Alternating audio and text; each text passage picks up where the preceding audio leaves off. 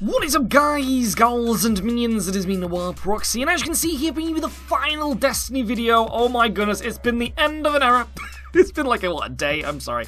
Sorry to make it all over-exaggerated, I guess you could say. But anyway, it's been really, really awesome. I've had an amazing fun time with the alpha. It's been really, really cool. But I guess I've played all I can now of this game, and I think I've got my ultimate impression of what I think so far of the alpha and potentially the future of Destiny. Now, from what I played, you can only go up to level 8 in the alpha, and there's only, I think, about 3 quests you can actually do, 3 story quests. Or maybe there's only 2. I can't remember. You do one at the start, which is obviously the one that I showed you, and then there's one that you do together as a team with like a bunch of people, and you go against like a tank, and then you go against this gigantic orb, which I'm going to show you in this video, but we've got some multiplayer montages going on in the background, as you can see. Hope you're loving it, hope you like the idea of it, hope you're going to get to play it. If you were in the alpha, comment section below, let me know what you think to it. I had a really awesome time. Now, this might shock you, this might scare you. At the same time, this might excite you. This might be you froth from the mouth with loads of, I don't even want to know what comes out of your mouth. But Destiny actually has the potential, the feels, the power to actually outdo Halo ever. If you think of any Halo installment when it comes to the multiplayer or the gameplay and stuff like that, Destiny has the ability to actually outdo it and be better than it than ever before. Now, this obviously kind of makes sense because it's been made by Bungie, and Bungie are the ones that created Halo, but it's really odd that Bungie have ended up making a Halo game that isn't a Halo game. So the guns feel exactly like the guns in Halo, the actual just moving around and stuff feels like when you play Halo. I mean, even the speed, like down to that speed, I think they just decided to use the exactly like speed movement, like not miles per hour, but footsteps per minute? I don't know, but it feels completely the same. The jumping feels kind of, it doesn't feel like realistic, it feels like it's a little bit floaty, like in Halo as well. The melee feels like Halo, as I said, the guns, the abilities and how they react and stuff feels a little bit like Halo 2, like in Reach and Halo 4, and so that's kind of unusual but really cool at the same time. And now, this isn't actually a bad thing. I actually think this is a really awesome thing. I love Halo to death, but the fact that we're actually getting a game that plays like Halo, that might be even bigger, more expansive than Halo, like an actual open world Halo game, which is really awesome. I like the idea of that, and at the same time, because obviously Halo's a really popular multiplayer kind of thing too in like the competitive scene and cooperative scene, that's really awesome too. So I've been playing the Crucible game mode, which is actually the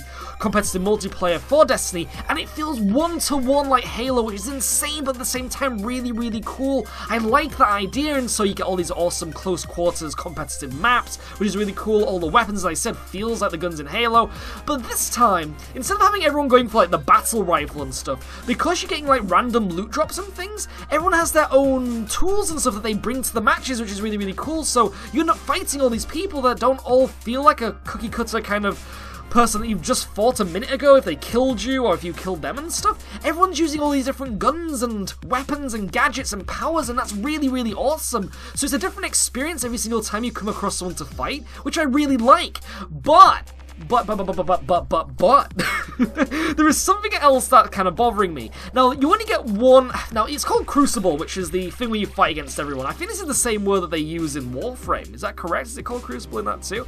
Anyway, so from what I've seen, there's a massive selection of different game modes within Crucible that you can do. Now, the one that you can only play in the alpha is basically 6v6, I think it is.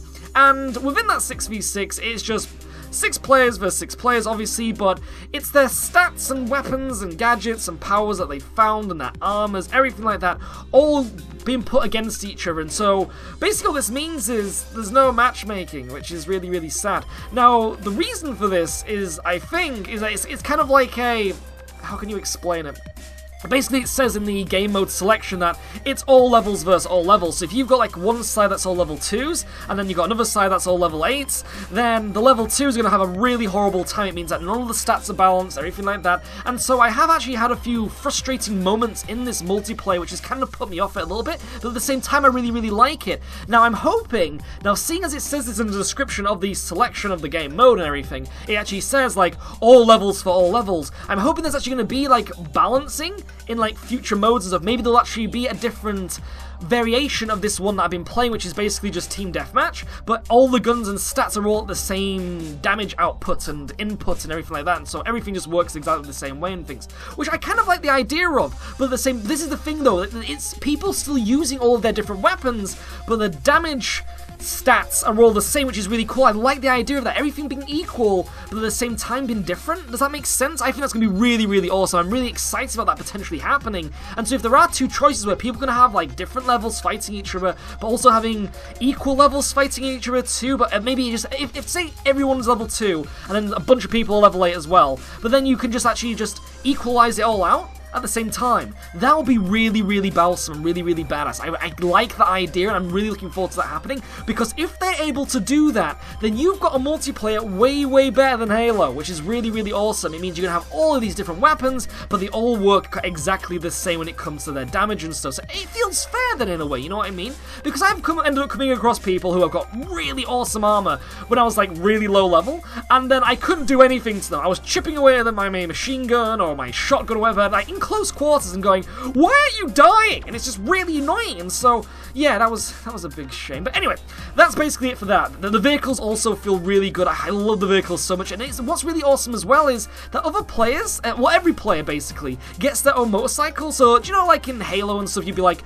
well, that guy's got a Banshee and I keep spawning, he keeps running me over. Now you actually have your own speeder bike, so you can just get the fudge out of dodge if you end up spawning in a really horrible place, which is cool. I like that. That's really, really awesome. You can customize them too and everything like that. But minions, what do you think to that? I would love to know. Now, I'm going to show you a little bit more of the single player now, which is actually the end of the alpha, is the final quest where you go against this gigantic purple marble of doom. Which is really, I don't know if that's generic or if that's really, really awesome, but it's cool, it's cool. I hope you enjoyed all of my videos though for the Destiny Alpha. It's been really, really fun, but I need to go on to something different now. Maybe we need some variety in the channel. You know what I like to do, I like to mix things up and stuff. But I'm going to let you see the entirety of the ending battle with a few little quick cuts where all the boring bits out of it and stuff. Destroyed a tank, which is really cool, but minions, it's been me, Noir Proxy, playing the Destiny Alpha on the PS4, and I will see you guys, gals and minions, next time. Ciao.